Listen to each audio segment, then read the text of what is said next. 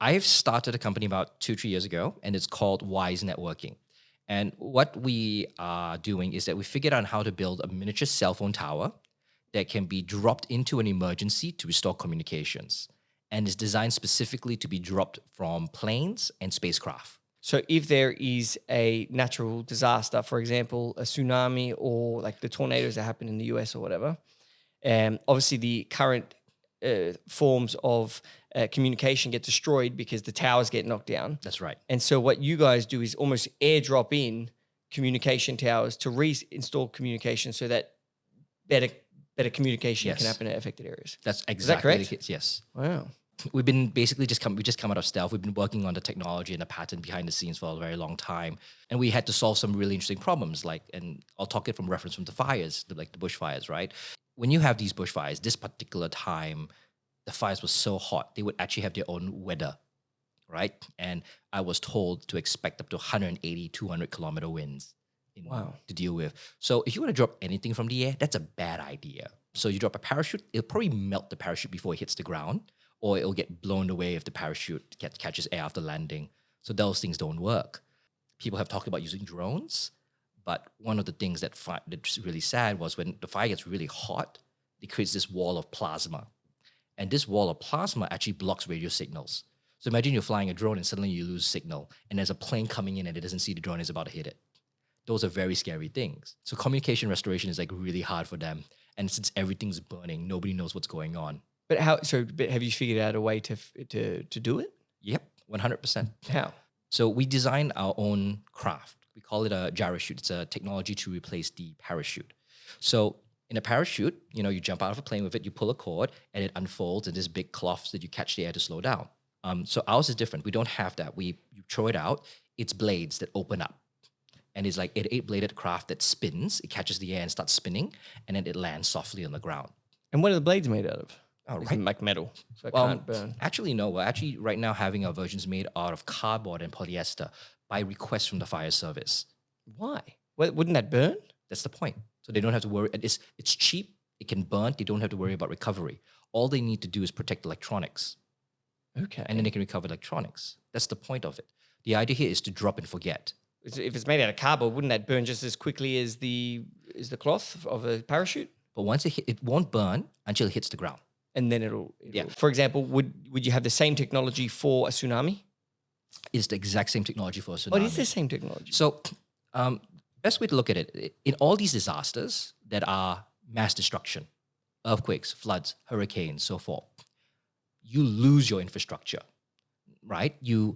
A tree goes down, the road is closed, a power line is cut, all the comms are down, fiber optics cut. And because things are spread out everywhere, one cut can take out a huge section of it. Mm-hmm. There's no alternative. You have to wait it out.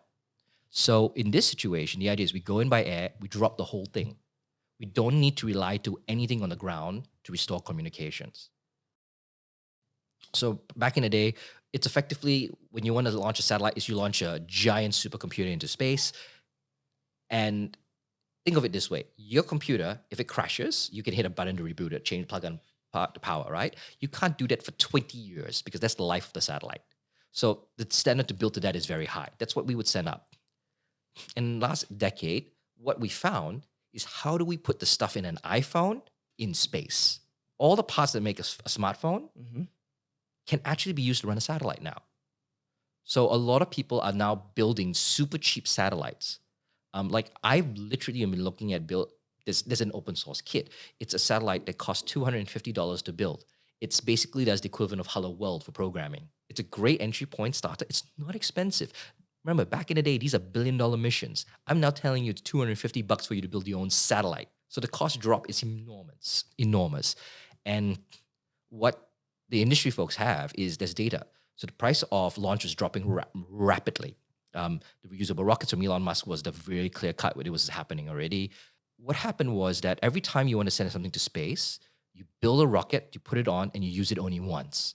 So the entire cost of building the rocket was a one-time use. It's like building a 787 and only flying once. Yeah, so the business model got much better because they don't have to rebuild another ship. They can reuse the same one. So the cost per launch is much cheaper. Yeah. So the equivalent price for a launch of what Elon was offering prior to his service was about $180 million. He now charges 60 million. And then that was before reusable.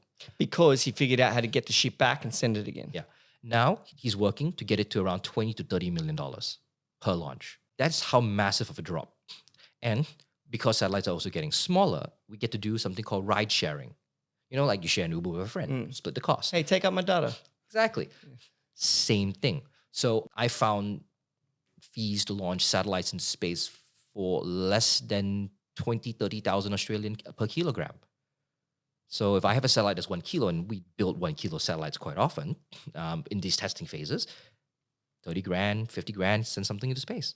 So all the access to what data you can provide from space and other services are very cost effective. And that's the transition point, right?